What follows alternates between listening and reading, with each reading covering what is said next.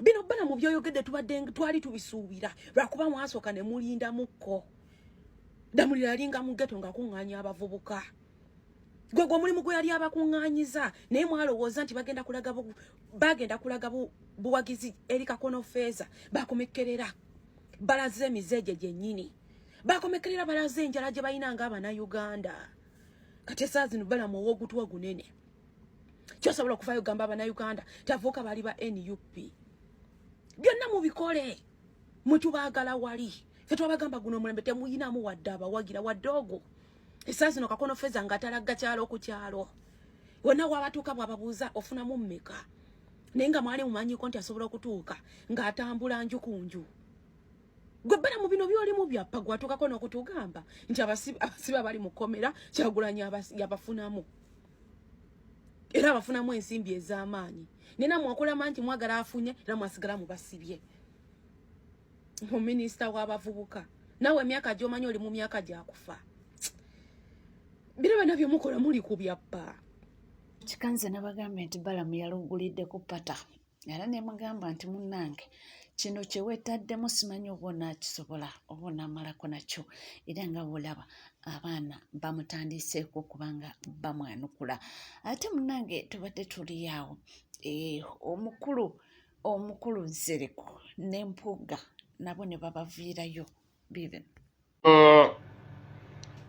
Bampuuga simanyi Bansereko bali eyo beggalira ne bamuwuliriza mu bisenge ne bamala ne bogera kubanga why tebalina vision batuula ku television zaabwe ne bamulaba mu Canada ne bamulaba e Boston ne bamulaba e USA nabo bapate president tebalina bye boogera badda mu byayogedde tebalina vision balina television mujja mulaba yes mujja mulaba ku television zammwe bwe mumala mu tweeting naye kyakyogedde bubi nawe genda okyogere bulungi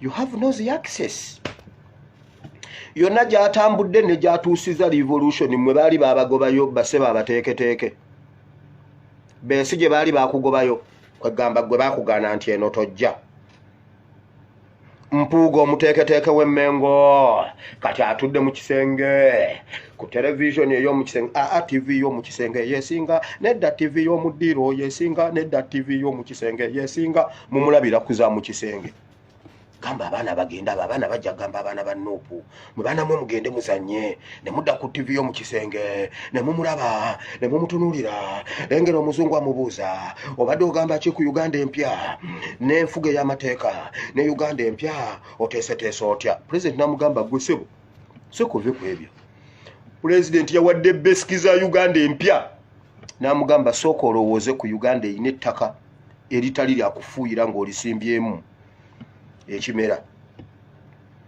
lowooza ku Uganda nga ffe tusinga water bodies mu Africa even ne mu nsi yonna tuli ku mwanjo lowooza ku Uganda ng'erina abavubuka ebitundu 7.8% lowooza ku Uganda eyo ng'abavubuka be bali mu buyinza nga bakyali balamu omusaayi gutambula owulira wayakyahanga bapava fama datararana zasajjagaka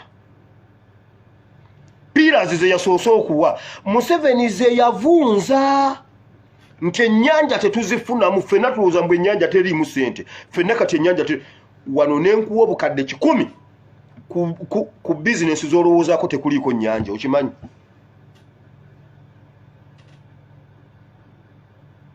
Katonda nakuyamba kati n'ofuna omuntu akuwa entandikwa kummwe wano tewaliwo omuntu alina plan nti you can invest that money in the water in the nyanja wali wano President yatugambye ezo zonna sources ezituyamba okugira Uganda empya abavubuka omuvubuka bw'aba tawanganguse kugenda bweru wa ggwanga kukuba kyeyonga nze aba wabulabe nnyo mu Ludo aba alina emikaaga nga ne ku kyalaaku alinawo abawala 7 balwanagana lwa mulenzi alina emikaaga ekyobugagga kyalina mu mukono alina omukaaga aguyita ayita omukaaga ogwokusatu ng'akyakuba gusooka lifu gumu ssebo 2 3 4 ng'ate gyonna gijja kati awo ayina owaka wooteri nannyini ka wooteri amwagala kuba ayina emikaaga naye ate n'oli omuwala gwe baawe essowaani z'emmere azireete naye ate naye izi encroaching on the same product okitegedde ekyobugagga kyalina mikaaga oba beeti naye nga pulezidenti atugamba ezo ze resources ze tusookerwako bwe bugagga obusookerwako ku Uganda empya kati abatalina vision nga balina television bagamba ekyo nga kyogedde bubi kubanga we yali badde agamba nti n'amafuta Amin yayimirizaawo eggwanga n'agamba amafuta bagalekere bannayuganda abalijja Amin mu 19 saakulaze ku bantu aba 19 jo 19 video ya lero tejja kufa yeno yonji nzizenjiteze ebijinji tejja kufa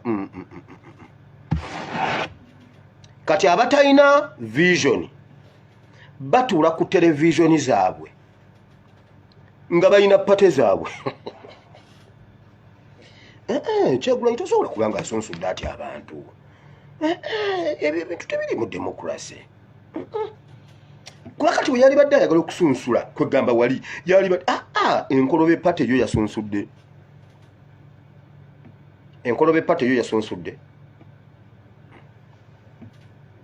lwaki tagaba kaadi ng'obudde bukyali nedda lwaki alwisa kaadi ayagala zitunda ku lasiti wali ababe be babo ababe si be babo yes bajja kiwulira era mpola mpola amagezi gajja kuddamu naye nga nze nabagambye nti omukulu ye yagambye nti munnange ye mwetefutefu era nti singa mbu pulezidenti waffe omukulu his excellence Robert Kyagulanyi Ssentamu mbu singa avaayo n'amwetondera ye mwetefutefu okubanga adda mu kibiina kya NUP mbu addemu akwasaganya emirimu gye ne tugamba ebityo nga tweyongerayo n'amawulire ag'enjawulo abaana bo babodaboda beeyongedde okukaaba era bagamba nti kisusse abantu bano ababawola amapiki kankuteerewo akatambi wano owulire omwana byagamba naye nga mu butuufu biyungula amaziga Abannayuganda beekubira omulanga eri gavumenti ya Uganda eri bano ba investor abagaba piki za looni abasajja bano bannange bwe tutaasitukiremu kubalwanyisa bagenda kumalayo eggwanga lyaffe bakuwola piki ya $5,800 ng'ogiguze kashi bwe bagikuwola osasula $11,000 mu mwaka mulamba nga buli osasula $8,000 naye bakusayiningisa endagaano egamba nti bw'omala weeks 2 nga osasudde sente zaabwe n'olwanga basasula $10,000 bakutwalako piki yo tekutobanya ne balansi gw'owaayo omwana bamutomera ali mulaga bamebigere biri mu bbanga biti naye nti okumuwulira dda akatunda ak'okunywako nga mulwadde bazze kukima piki bamugamba ffe twagamba etteeka lyaffe bw'ofuna obuzibu nga tosasudde sente zaffe okumala weeks 2 tutwalamu piki banonye piki ku kitanda omwana n'avadde ku by'obulwadde n'awunga simanyi sisitemu y'okubanga buli kimu bakiwola mu ggwanga Uganda yavaawa bakuwola okuva ku motoka bakuwola okuva ku pikipiki batandise n'okutuwola eggaali tuwola bakazi baffe bannange Uganda bane gavumenti mutuyambe bano bainvesita si bainvesita bano bajja kubba omwana ngano Mr. Ken mpulira n'obulwadde buwonye naye nga amagulu bagaasa gonna legeza sebbuka piki bagimunonyeeko nga amaze bakagumula ekitundu ng'agisasula bagitutte nga bamubanja weeks 2 bwe ziti ate bagamba osayininga bwe batutte piki n'essente zosasulako ezo bakagumula ekitundu tobanja obwo si bubbi bannange bakaabye naye nga teri ayamba era kyevola munange tubagamba nti kano kekadde musitukiremu muva mu kubyekubagiza kekaddeko kubanga twerwanirira oba oliyawo embeera ejja kubanga munange bulijjo bakugamba nti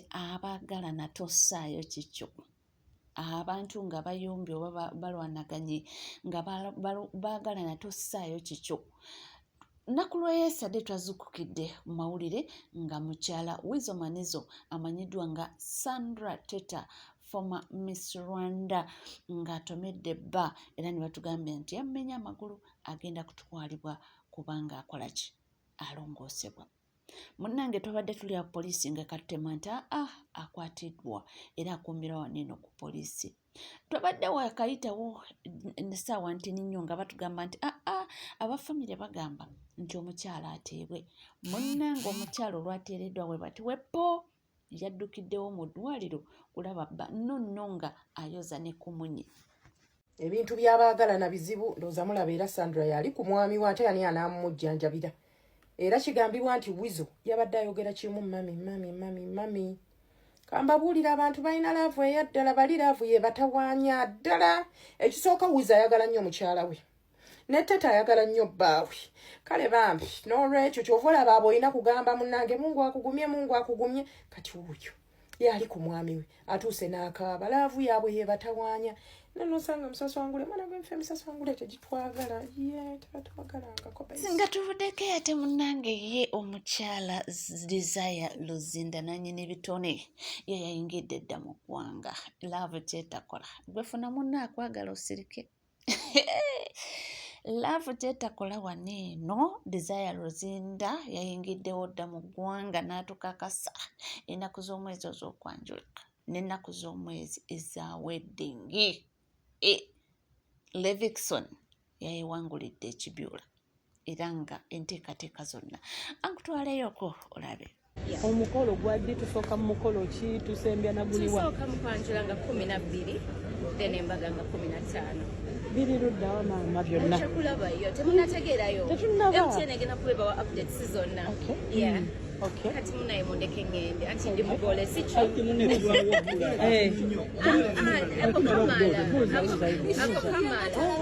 Wa okitegeera ekintu ekyo Levikson yatugamba nti bamaze emyaka 7 naye nga tamujja mu ggalale era nga teri ajja munne mu ggalale nga bali eyo 7 jjo ly'abalamu wano lwe twabalaba nga bagenze oba kwali kukyala ne bafulumya oluyimba yoya ne tusooka ne tulowooza nti video shoot naye abaali babimanyi ne bagamba nti nedda kwabadde kukyala naye ng'abantu abasinga obungi era bo tebayogera nga kituufu nga wobuuza onaakugamba man of God, woman of God, the man of God, woman of God munange ne batukuumira awo we batyo naye abantu abaali bagategeera ennyo ne bagamba bambi kwabadde kukyala.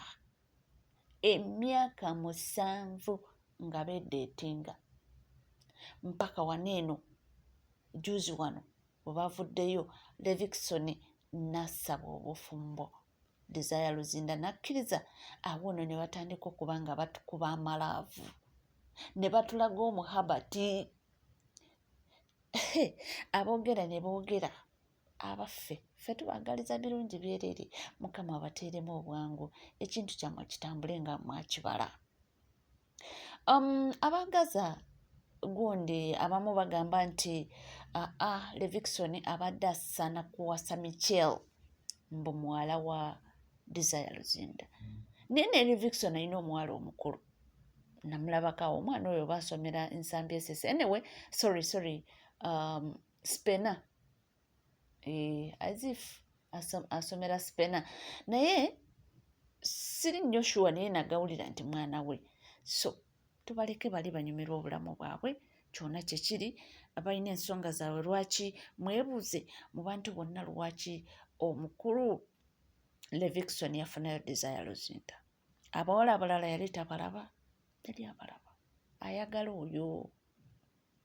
Kigambibwa mbu n'okulokoka Levikson yakirimu mu makati Desire Luzinda okuba nga alokoka. Abaffe ekintu kyabwe bakikutte era bakitwala era munnange kitambula nga we bakibala. Nze nkugambye tubagaliza birungi byereere ebisigadde byabwe. Eyo nga tuvuddeyo ye muganda wa mukyala Ssekaggya omukulu twogera ku musajja Chosen Becky gwe yatutte bambi awanda muliro era talina bigambo biwoomu naye yagambye nti waliwo abamuvuma n'abasuubiza era n'abakakasa n'abagamba nti byemwogerako temumanyi nti nze ebintu bino mbimanyidde myaka nti naye mulowooza lwaki sivangayo mu mawulire kwogera nti nze nnwanirira muganda wange nwanirira abaana ba muganda wange abatalina kyakulya abatalina waakusula naye nga lwakuba oli alina ssente yabbye omusajja era amwefuze. mu Uganda tosobola funa justice okujjako ng'oli mumanyifu oba ng'olinamu akasente. Abasinga you are attacking me in my DM nga mugamba munjagalako nno n'erinnya lya Chosen Becky ne bbaawe. Mind you, mwe mwakakitegeera ennaku ezisatu mbimanyidde emyaka. If I wanted to destroy her name singa nakikola dda. But waliwo ekintu ekigenda nga kidevelopinga ne kituuka ekiseera nga it's out of hand. We are talking about a young mother ayina okulabirira abaana babiri toddlers abatayina kyakulya. We are talking about a mother who doesn't have where to sleep. We are talking about a mother nga n'aba family ye tumweraliikiriddeko. We are looking for her. Leave alone supporting polygamous marriages. Guys, 100% I do support polygamous marriages. Nange nze kenyini nsobola giyingiramu, but polygamous marriages is only for those fair men who can balance their women. Abaana babiri bakulemye okulabirira. Owasa omukazi ayina abaana abalala. Anyway, that is fine. Naye, if I wanted to destroy Chosen Becky's name, bingi bye nandiyogedde because mbimanyi bingi nedda Cameron, but I can't. We are just seeking for justice. Oshitegeera ffe twagala omwana ono afune obuyambi, a young mother who is taking care of 2 kids, abaana abato abatanaweza yadde emyaka 5, a young mother who doesn't have where to sleep. Oshitegeera, that's what we are talking about. Ffe n'abakazi batufuulinga. Omusajja asobola kugamba nti you wait for me for 3 years ono mukazi mwagaddeko sente, and you be there waiting because gwoba omwagala era omwagala nga daddy w'abaana bo. Chosen Becky, eno couple gimanyidde ebbanga. You know how old Rashida is. You know what she's capable of. Obadde obeetoolodde, you know each and everything. The least you can do is to support this woman. Because wallahi billahi kyonna ekinatuukako n'omwana amasimu gategaliiko ewaka taliyo, ffenna tumunoonyeza buli amunoonya ng'akubira nze essimu. Nange ndudde okwogera naye. The last time I talked to her, nemugamba tukole video weeyogerako mu bantu, it was 2 months back. Sagala kwogera, temuntabula. Okitegeera, temuntabula. But the truth is, ekintu nga tekinakutuukako, tomanya how painful it is. This is not polygamous marriages. We are talking about careless, selfish men. This is not polygamous. Polygamous kyanjawulo nnyo. We are talking about omusajja atalabirira abaana be yazaala mu mukazi gw'abadde naye ebbanga. Okitegeera, abaana abato. I will never forget that day my sister approached her. Namubuuza oba she's dating Daddy Cameron. In my life, I will never. Namugamba nti ba mikwano, whatever. Guys, stop sending me stupid messages. Mbumunkanga webiba nti byali bya mawulire nti twetwagala mawulire naye nsobola funa ba interviewer abo ba YouTubers mikwano gyange nenteekawo sister wange nakola interview, but I didn't. We are not looking for likes. Senti likes zenina kati nakazifuna nti oba follow jenina kati nakagifuna. We are not looking for any of those. We are talking about justice. Naye mwabuzibu bwe muyina every time omuntu ayina erinnya muwulira nga ye muntu yekka. So you can't wake up one day and you support a woman gwe mutamanyi. You can't wake up one day and you support a woman abona just because taina sent, just because taina linnya. Actually, muna nsonyiwa wemba nkambuwaddemu, but messages zezo musindika. Me, I'm not scared. Simu abandiisa. And we are talking about someone's life, someone's kids. Abaana abato, omukazi omuto. Okitegeera. Chosen Becky, you are a mother. You know what it means to be a single mother at a young age. At least go okuzemu. You would at least support her. Chosen Becky tabirimu. She has been a family friend for years. Ebintu bingi bye nalabye nze nno nabadde sikiwadde attention. Naye nagenze genda mu comment section nga kitokota. Mwalabye akatambi nga Chosen Becky atuta abaana mbo bamitinge taata waabwe omupya. Munange ne batuuka taata alaze omuhabati abaana asitudde saidi zeno naye mbo mukusitula akaana ako mu katambi kyekali. Akaana akato kagenze ne kakwata ku bugalubindi bugali maaso. Omusajja n'akasirika eri. Abantu ne bagamba munnange Chosen Becky red flag. Oyo omusajja takwagala. Ne byalimu ku pretendinga mba ayagala abaana bo, that is pretense akusika eriyo nti naye lwakuba mukazi wattu gw'oli mulaavu tobiraba nti naye ojja biraba mu maaso eyo. Abaffe akatambi gye kali mukatunuulire nammwe mukeekebejje mulabe kyogerwako. Bamugambiddewo nti eyo red flag wandibadde ozibuka amaaso nti naye lwakuba kati owulira laava okirina mu ttaano tojja bitegeera era tojja biraba.